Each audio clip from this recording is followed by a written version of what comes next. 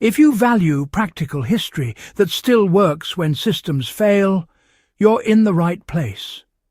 This channel exists to preserve knowledge that kept people alive long before thermostats and power grids. If this kind of content matters to you, take a moment to subscribe to Wisdom for the Journey, like this video, and leave a comment with your own research or field experience. Now, let's get straight to the substance. Beds were engineered as thermal systems, not furniture. Pre-industrial beds were designed first to conserve body heat, and only second to provide comfort. In cold regions, the bed functioned as a controlled microclimate. Height, enclosure, materials and layering worked together to slow heat loss by conduction, convection, and radiation. This was not accidental.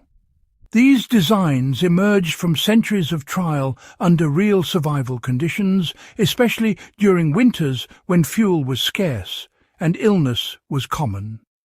A simple modern application is to stop treating your bed as an exposed platform. Raising the sleeping surface and enclosing the sides immediately reduces heat loss to cold air and cold floors, even in an unheated room. Old beds were rarely placed directly on the floor. Rope beds, box beds, and thick wooden frames lifted sleepers away from cold ground, which acts as a massive heat sink. Wood, unlike stone or packed earth, has low thermal conductivity.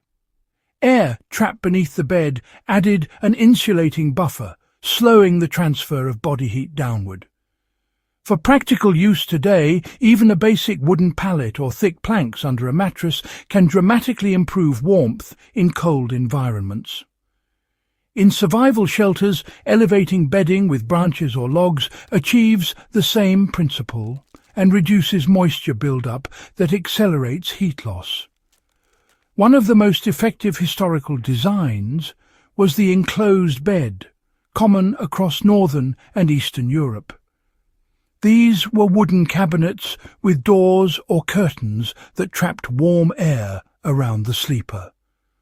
Once body heat warmed the small internal volume, very little energy was needed to maintain a stable temperature. Drafts, which are one of the fastest ways to lose heat at night, were effectively eliminated. This principle can be applied by using heavy curtains, blankets, or even improvised fabric walls around a bed. In cold rooms or cabins, reducing air movement around the sleeper often matters more than adding another blanket. Canopy beds were not decorative luxuries. Thick fabric hangings reduced radiant heat loss by reflecting body heat back toward the sleeper and preventing it from dissipating into large, cold spaces. They also slowed convection currents caused by temperature differences between the body and surrounding air. A modern equivalent is suspending heavy blankets or wool throws above and around the bed, especially in rooms with high ceilings.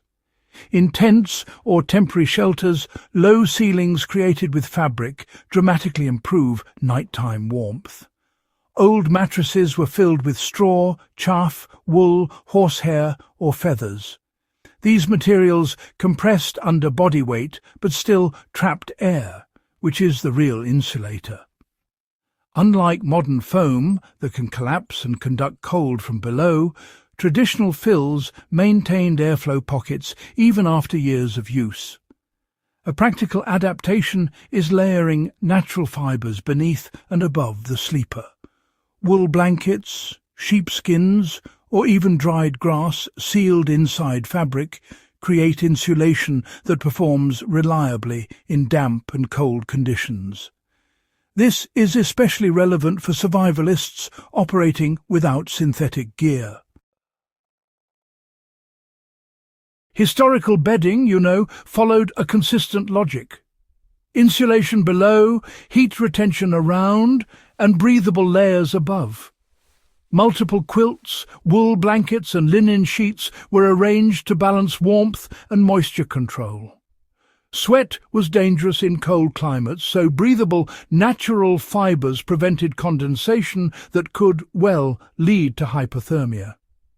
Today, this translates to prioritizing insulation under the body, using breathable materials near the skin, and sealing heat with dense outer layers.